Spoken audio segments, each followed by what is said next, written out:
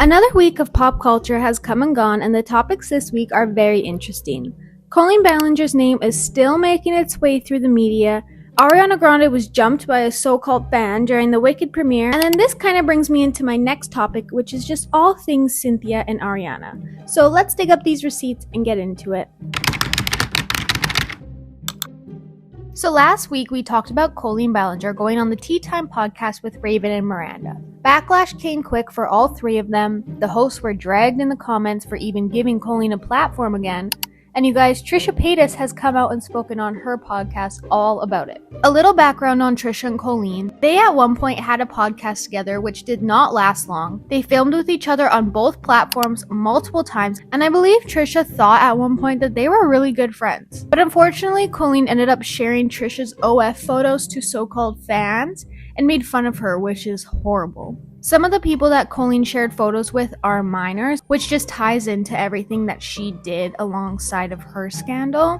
Trisha alleges Colleen was making fun of her and having viewing parties where others looked at her OnlyFans content to mock her. And then, of course, none of this was actually brought up on the Tea Time podcast when they interviewed Colleen. And then this ended up being one of the issues discussed in the comments. Like, yes, this person sent my nudes to make fun of me to fans.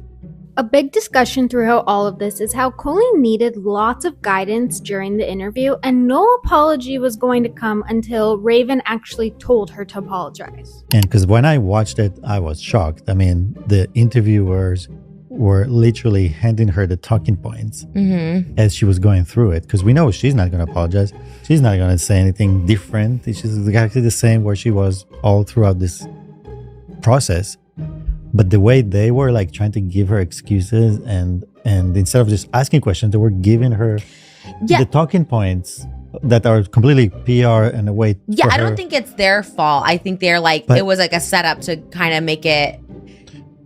But I don't know if so much as a fault as part of the plan. Like they, like whatever the PR machine is, they were either hired or like they were part of it.